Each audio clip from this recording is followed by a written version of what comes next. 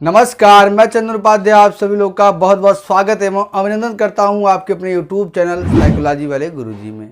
आज की क्लास में हम बीए थर्ड ईयर पंचम सेमेस्टर मनोविज्ञान के जिस महत्वपूर्ण टॉपिक के बारे में बात करने वाले हैं वह है विकास के नियम या सिद्धांत, यानी कि प्रिंसिपल ऑफ डेवलपमेंट। इसके बारे में प्रिंसिपल ऑफ डेवलपमेंट कर लीजिए या लॉज ऑफ डेवलपमेंट इसको कर लीजिए। ये टॉपिक जो है आपके विकासात्मक मनोविज्ञान के विद्यार्थियों के लिए बहुत ही महत्वपूर्ण है और साथ ही साथ ऐसे व्यक्ति जो शिक्षक भर्ती की किसी भी परीक्षा में बैठने वाले हैं उनके लिए भी बहुत ही महत्वपूर्ण है। इसलिए आप लोग वीडियो में लास्ट तक बने रहेगा। वीडियो के लास्ट तक आपको मैं सभी जो जितने भी नियम हमने आज की क्लास में लिए हैं विकास के नियम, उन सभी को क्लियर करा दूँ, उन सभी का कॉन्सेप्ट आपको समझा दूंगा। एक बार आपको कॉन्सेप्ट समझ में आ जाएगा तो आप क्या है चीज़ों को अपने से लिख सकते हैं। तो वीडियो में लास्ट तक बने रहिएगा। चलिए बिना किसी देरी के हम शुरू करते हैं। देखिए, विकास की जो प्रक्रिया होती है बहुत व्यापक, जटिल और निरंतर है। तो प्रश्न उठता है कि विकास क्या है। अब विकास क्या है, इसका अर्थ परिभाषा क्या है, इसके पहले क्लास में हमने बता दिया है। आप चैनल पे विजिट होकर देख सकते हैं। फिर भी आपके जानकारी के लिए मैं बता दूं कि विकास मानव या शिशुओं में हो एक विकास क्या है। विकास शिशु से मानव तक होने वाली प्रक्रिया है या विकास जन्म से मृत्यु तक चलने वाली निरंतर प्रक्रिया है। विकास कब शुरू होता है, माँ के गर्भ में शुरू होता है, और कब उसका समापन होता है, जब तक व्यक्ति की डेथ नहीं हो जाती। तो विकास क्या है ये आपको क्लियर हो गया होगा। ठीक है, ये कह रहा है कि विकास का जो प्रोसेस होता है मनुष्य में या शिशु में होता है वो बहुत क्या है वाइड है, ठीक, और बहुत कॉम्प्लेक्स है। इसको समझना भी थोड़ा कॉम्प्लेक्स है और क्या है निरंतर चलने वाली या सतत चलने वाली प्रक्रिया है। इसलिए इसको समझने के लिए, किसको समझने, विकास की प्रक्रिया जो बहुत व्यापक है, जटिल है, इसको समझने के लिए कुछ सिद्धांतों का पालन करने की आवश्यकता होती है। ठीक है, विकास की प्रक्रिया जो अधिक जटिल है, व्यापक है, इसको समझने के लिए विकासात्मक मनोवैज्ञानिकों ने विकास के कुछ नियम या सिद्धांतों को प्रतिपादन किया है जो आपके सामने है। एक एक करके हम नियम और सिद्धांतों के विषय में बात करेंगे और आपको समझ में आ जाएगा। तो देखिए, सबसे पहला जो सिद्धांत हमने लिया है या नियम लिया है वह निरंतरता का सिद्धांत, या इसको कहते हैं परिवर्तन का भी सिद्धांत आप इसको कह सकते हैं, प्रिंसिपल ऑफ कंटिन्यूटी। इसका मतलब यह है कि निरंतरता मतलब क्या होता है, सतत यानी लगातार। ये कह रहा है कि विकास की प्रक्रिया गर्भ से शुरू होकर जन्म से जीवन पर्यंत तक चलने वाली सतत प्रक्रिया। कहने के तात्पर्य है कि जो विकास की प्रक्रिया होती है वो जब एक शिशु माँ के गर्भ में आता है तभी से शुरू हो जाता है, और जब तक व्यक्ति की मृत्यु नहीं होती है कुछ न कुछ व्यक्ति के शारीरिक अंगों में मानसिक विकास या बौद्धिक विकास, सामाजिक विकास इत्यादि होता रहता है। वृद्धि विकास में अंतर है। वृद्धि क्या है, कुछ समय तक होता है किसी भी व्यक्ति में, जबकि विकास कुछ न कुछ जीवन पर्यंत चलता रहता है। ठीक है, और ये लगातार चलने वाली प्रक्रिया है, बिना रुके चलने वाली प्रक्रिया है। और विकास में वृद्धि क्या है, सन्निहित है या शामिल है। क्यों? देखिए, जैसे बच्चा पैदा होता है तो उसके आप शारीरिक अंगों पे गौर करेंगे कि उसकी वृद्धि हो जाती है। ठीक है, जैसे वृद्धि हो जाती है, लेकिन विकास किसको कहेंगे? वृद्धि मतलब क्या होता है, शारीरिक अंगों का बढ़ना। अब विकास क्या होता है, शारीरिक मजबूती, मानसिक मजबूती। ठीक है, जब मस्तिष्क का संरचना तो जब माँ के गर्भ में रहता है बच्चा तभी बन जाता है, लेकिन जब बच्चा जैसे जैसे बड़ा होता है, जैसे जैसे उसका मस्तिष्क परिपक्व होता है, तब वो इतना मजबूत या इतना अच्छा हो जाता है कि तब वो चीज़ों को समझने या सोचने लगता है। ठीक है, और बौद्धिक विकास, ठीक है, सामाजिक विकास, और उसके बाद क्या है राजनीतिक विकास इत्यादि, ये सब विकास के अंतर्गत आएंगे।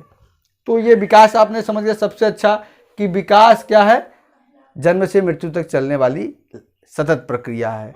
और जब जन्म से मृत्यु तक चलने वाली प्रक्रिया है तो परिवर्तन भी आएंगे। क्यों?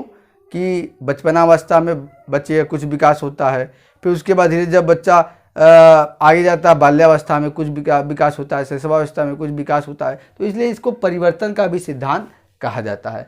दूसरे सिद्धांत की तरफ बढ़ते हैं। बहुत इंपॉर्टेंट सिद्धांत है, अक्सर ये पेपर में आता है, शिक्षक भर्ती के पेपर में, और साथ ही साथ आपके लिए भी महत्वपूर्ण है।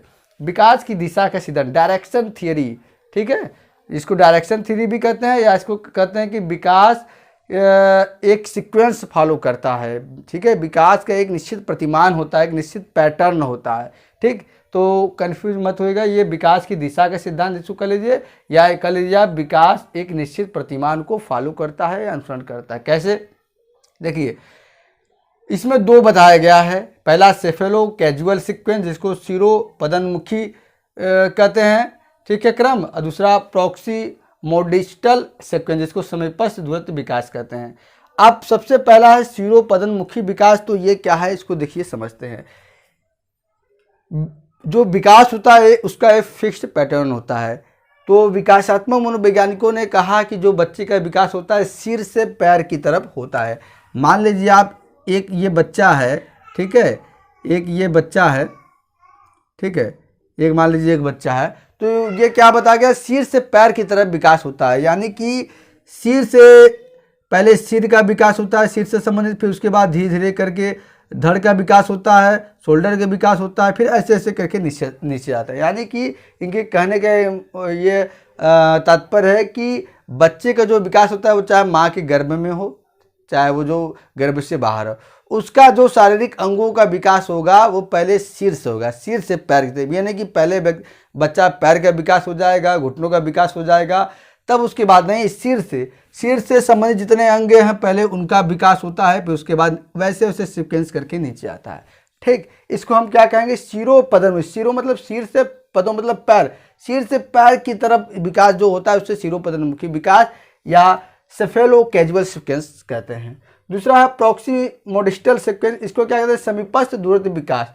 कहने के ये तात्पर्य है कि सेंटर से दूर के अंगों के विकास, मतलब जो केंद्रीय यानी कि सेंटर होता है, ठीक है, सेंटर यानी कि पहले जो सेंटर में भाग होता है उसका विकास होता है, फिर उससे जो दूर के भाग होते हैं उनका विकास होता है। यानी कि सेंटर में जो भी है, हृदय है, फेफड़े हैं, लीवर हैं, ठीक है, किडनी है, इस सब का पहले विकास होता है, फिर इससे दूर के अंगों का विकास, हाथ पैर इत्यादि, इस सब का विकास थोड़ा बाद में होता है। तो ये करा सेंटर से बाहरी तरफ, यानी कि पहले सेंटर में जो भी अंग है उनका विकास, फिर उससे दूर जो अंग है उनका विकास। इसी को कहते हैं समीपस्थ दूरत्व विकास या निकट दूर का विकास।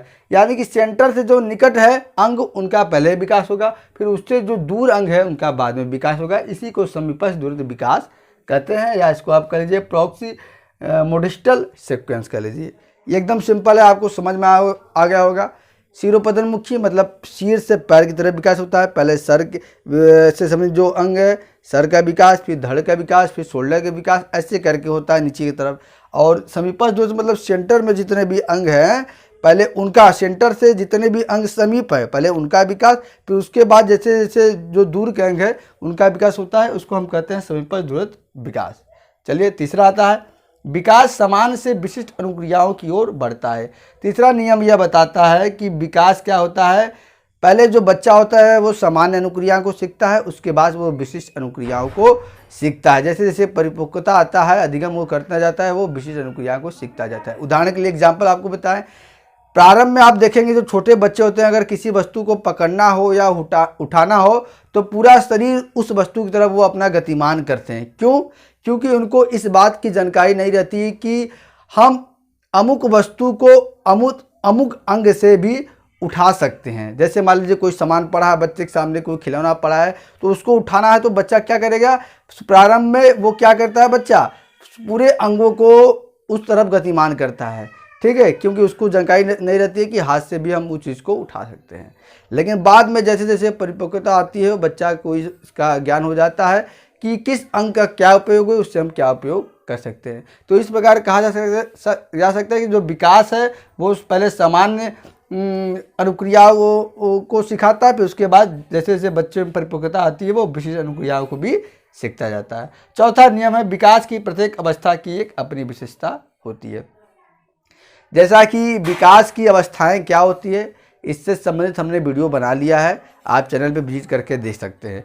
ये कह रहा है कि विकास की प्रत्येक अवस्था की अपनी विशेषता होती है, कि देखिए विकास की जितनी भी अवस्था है उससे हर मनुष्य को गुजरना पड़ता है और हर एक अवस्था की अपनी अपनी विशेषता होती है। जैसे बच्चा जब बचपना अवस्था में होता है तो वो क्रियात्मक जो है नियंत्रण पर, मतलब मोटर मोटर कंट्रोल पे अधिक ध्यान देता है, या तो मोटर कंट्रोल संबंधी विशेषता होती है। लेकिन बच्चा जब आगे उससे बढ़ता है, बाल्यावस्था में आता है, तो क्या होता है बच्चों के अंदर होता है सामाजिक संबंधों के प्रति भावना होती है, सामाजिक संबंध उनमें बढ़ते हैं, अन्वेषणात्मक प्रवृत्ति की भावना बढ़ती है, ठीक है। और उत्तर किशोरावस्था आते तक बच्चों में क्या है, नैतिकता और उसके बाद परोपकारिता। सो मतलब हर एक अवस्था की, अगर आप बच्चों को ऑब्जर्व करेंगे तो हर एक अवस्था की अपनी अपनी विशेषता होती है, ठीक। ये चौथा हो गया।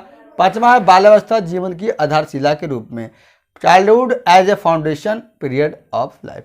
अब ये आप समझिए कि आधारशिला क्या होता है। जैसे आप कोई घर बनाते हैं तो पहले उसका नींव बनाते हैं, फाउंडेशन तैयार करते हैं, उसके बाद घर को बनाते हैं। तो फाउंडेशन आपका जितना ज़्यादा मजबूत रहेगा, आगे आप उस पर उतना ही क्या है, फ्लोर उस पर बना सकते हैं, ठीक। उसी प्रकार से बाल्यावस्था व्यक्ति के जीवन का वो हिस्सा होता है कि उसमें अगर माता पिता बच्चे का जितना ही अच्छी तरह से परवरिश करे, पालन पोषण करे, वो आगे की जो अवस्थाएं हैं, आगे के जो चक्र हैं, वो क्या है, उतने ही अच्छे तरीके से आगे बढ़ेंगे। अगर बाल्यावस्था में बच्चों को आप अच्छे से नर्चर करते हैं, अच्छे से न्यूट्रिशन देते हैं, तो वो क्या है, आगे की अवस्था जो होगी उनकी और भी अच्छे तरह से चलेगी। तो इसलिए बाल्यावस्था जीवन की आधारशिला माना जाता है, फाउंडेशन है। ये क्या है, लाइफ का फाउंडेशन है, क्या है, बाल्यावस्था, ठीक।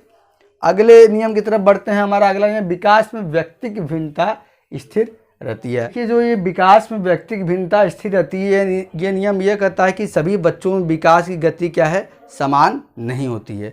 जिन बच्चों का प्रारंभिक अवस्थाओं में विकास द्रुत गति से या तेज गति से होता है, उनका आगे की अवस्था में विकास तेज गति से होता है। इसके विपरीत जिन बच्चों का विकास क्या है, प्रारंभ की अवस्थाओं में मंद गति से होता है, उनका आगे की अवस्थाओं में भी विकास उनका मंद गति से होता है। यह है विकास में व्यक्ति की भिन्नता स्थिर रहती है। समझ गए आप। आगे देखिए सातवां, विभिन्न भागों की विकास की गति भिन्न भिन्न होती है।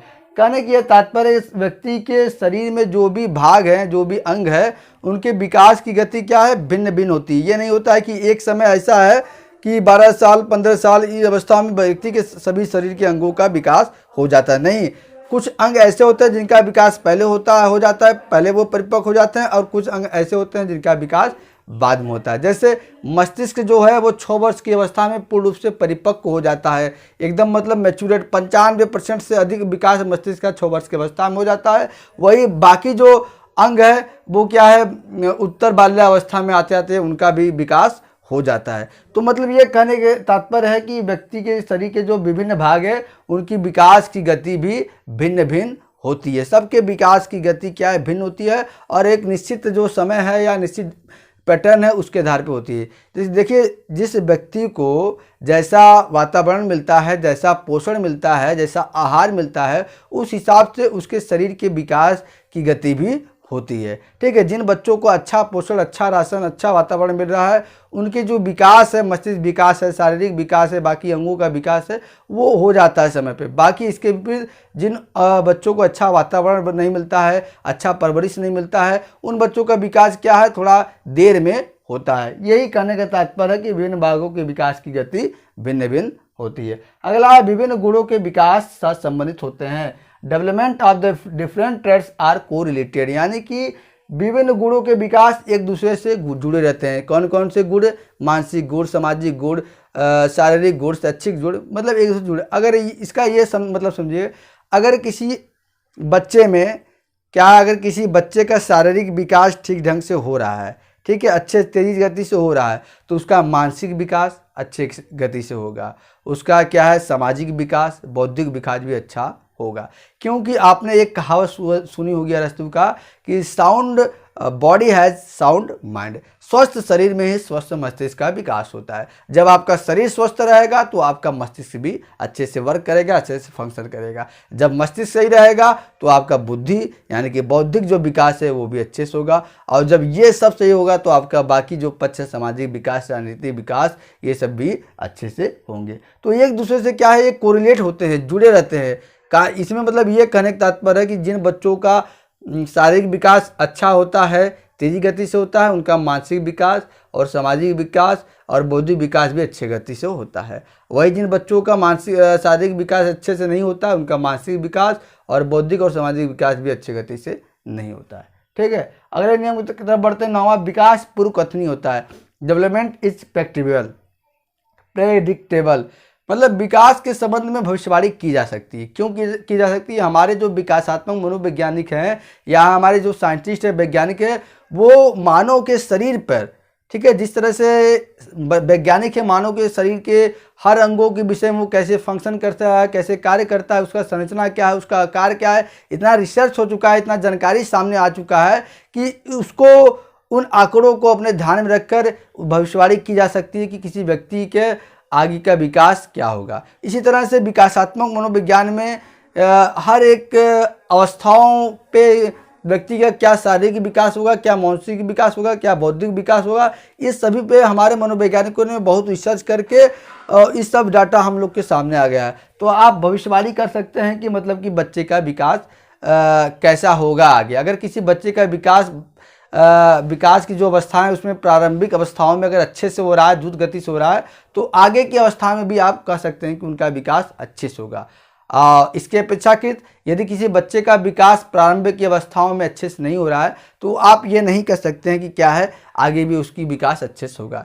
यानी कि कहने का ये तात्पर्य है कि विकास किसी भी व्यक्ति, किसी भी बच्चे के विकास के संबंध में हम भविष्यवाणी कर सकते हैं, क्योंकि हमारे पास इतने डाटा अवेलेबल हैं कि हम बता सकते हैं कि अगर व्यक्ति बाल्यावस्था में है तो इसके शारीरिक विकास क्या किन किन अंगों में होगा, ठीक है, उसका वजन कितना हो सकता है, भार कितना हो सकता है, ठीक है, ये सभी डाटा हमारे पास अवेलेबल है जिनके आधार पर हम भविष्यवाणी कर सकते हैं। अगला हमारा जो 10वां है, प्रत्येक व्यक्ति विकास की सभी अवस्थाओं से गुजरता है। ये सही बात है। कहने के तात्पर्य है कि वो मानव हो या शिशु हो या किसी भी देश में रहने वाला व्यक्ति हो, वो क्या है 21 वर्ष की अवस्था में वो क्या है उसका जो शरीर है वो पूर्ण परिपक्वता प्राप्त कर लेता है, और व्यक्ति को क्या है वो सभी अवस्थाओं से गुजरना होता है। अब वो ऑस्ट्रेलिया में रहने वाला हो, पाकिस्तान में रहने वाला हो, किसी देश में, ऐसा कि नहीं है कि बच्चा माँ के गर्भ से निकला वो तुरंत बाल्यावस्था में पहुँच गया, तुरंत किशोरावस्था में पहुँच गया। सभी बच्चे क्या है माँ के गर्भ में 9 महीने रहते हैं, उसके बाद वो क्या निकलते हैं तो वो इन्फेंट चाइल्ड कहलाते हैं, यानी कि 600 अवस्था रहता है। फिर उसके बाद उनका बचपनावस्था आता है, फिर उसके बाद उनका बाल्यावस्था आता है, फिर उसके बाद उनका क्या है यौनारंभ होता है, फिर उसके बाद किशोरावस्था, और किशोरावस्था के बाद उनका क्या आता है मध्यावस्था, प्रौढ़ावस्था, फिर वृद्धावस्था। यही विकास की मुख्य कुछ अवस्थाएं आपके सामने है। तो सभी व्यक्ति को विकास की सभी पैटर्न से गुजरना पड़ता है, ठीक है। और जो व्यक्ति विकास के सभी पैटर्न से गुजरता है उनका विकास क्या होता है, सभी तरह के विकास अच्छे से होते हैं। अब बाकी कुछ व्यक्ति ऐसे हैं जो विकास दूषित वातावरण के कारण और मंद बुद्धि के कारण ये विकास के पैटर्न को फॉलो नहीं कर पाते हैं, तो उनका क्या है जो शारीरिक और मानसिक विकास है, बौद्धिक विकास है, वो क्या है एकदम मंद पड़ जाता है। समझ गए होंगे आप। 11वां और लास्ट हमने दिया है विकास परिपक्वता एवं अधिगम का परिणाम है। कहने का ये तात्पर्य है कि जो डेवलपमेंट है वो क्या है, वो परिपक्वता या एवं अधिगम के अंतर क्रिया का परिणाम है। यानी कि D बराबर यम परिपक्वता मतलब मैच्योरिटी गुणे या लर्निंग, ये क्या है इसका वो क्या हो जाएगा परिणाम, यम गुणे यल बराबर क्या हो गया जाएगा D। यानी कि विकास क्या है परिपक्वता एवं अधिगम का परिणाम है। अब आप कहेंगे सर परिपक्वता क्या है, हमने आपको पिछले क्लास में बताया परिपक्व होना। आप ही थोड़ा अंदाजा लगाइए, थोड़ा बताने की कोशिश करिए परिपक्वता क्या होता है। परिपक्व होना यानी कि शरीर में शारीरिक मजबूती और मानसिक मजबूती जब आ जाती है तो उसी को क्या है परिपक्वता कहते हैं। जैसे कि बच्चा माँ के गर्भ में जब निकलता है तो एक ढांचे के समान होता है। आप देखेंगे नाजुक अंग होते हैं, उसका मानसिक मस्तिष्क भी नाजुक, सभी अंग नाजुक होते हैं, ठीक है। जैसे जैसे बच्चा बड़ा होता है वो क्या शारीरिक रूप से भी और मानसिक रूप से भी परिपक्व होता जाता है। तो उसी को और अधिगम क्या है उसको बताएं आपको। अभ्यास एवं अनुभूति के फलस्वरूप व्यवहार में होने वाले अस्थायी परिवर्तन को हम क्या कहते हैं अधिगम कहते हैं। अब ये कह रहा है कि परिपक्वता एवं अधिगम में धनात्मक संबंध है। यदि कोई बच्चा शारीरिक रूप से मानसिक रूप से परिपक्व नहीं है तो वो आप उसको किसी भी अधिगम को कराइए, किसी भी चीज़ को आप सिखाइए, वो नहीं सीख पाएगा। इसलिए कहा जाता है कि जब बच्चा जो काम आप सिखा रहे हैं उस लायक हो जाए, मतलब उसका शरीर या मन परिपक्व हो जाए, तब वो आप काम कराइए। तब बच्चा वो काम कर पाएगा। और दूसरी बात ये भी उड़ती है कि अगर बच्चा आपका परिपक्व हो गया लेकिन उस प्रकार के अधिगम के संसाधन नहीं है, ठीक है, तो भी बच्चा नहीं सीख पाए। जैसे आजकल की जो माएँ हैं बच्चे को 2 साल 3 साल के उम्र में ही क्या है स्कूल भेज देती है। उसमें बच्चा क्या होता है, वो उसका शरीर यानी कि बॉडी और माइंड दोनों बहुत ही नाजुक होता है। तो 0 से 5 ईयर बच्चा क्या है परिवार में ही रहना चाहिए। परिवार में ज़्यादा प्रेशर आप डालेंगे तो मस्तिष्क के जो टिश्यू होते हैं वो नष्ट हो जाते हैं, जिससे न मस्तिष्क का अच्छे से विकास हो पाता है न शरीर का विकास हो पाता है। कम उम्र में बच्चों में चश्मे लग जाते हैं, कम उम्र में बच्चे क्या है बहुत ज़्यादा उनके अंदर चिड़चिड़ापन, क्रोध इत्यादि व्यवहार झलकने लगते हैं। इसलिए बच्चों का आप जो है प्राकृतिक नेचुरल वे में विकास होने दीजिए, तभी बच्चा आगे अच्छे से विकास कर पाएगा। तो यह हमारा लास्ट नियम था विकास, प्रयोगिता एवं अधिगम का परिणाम। आशा करते हैं आपको वीडियो पसंद आया होगा और इससे संबंधित आपको क्या है PDF का नोट मैं डिस्क्रिप्शन बॉक्स में डाल दूंगा, जहाँ से आप चेक करके अपने नोट्स को भी मेंटेन कर सकते हैं। तो चलिए आज की क्लास में इतना ही, मिलते हैं हम अपने अगले क्लास में। तब तक के लिए आप सभी का बहुत बहुत धन्यवाद। जय हिंद, जय भारत।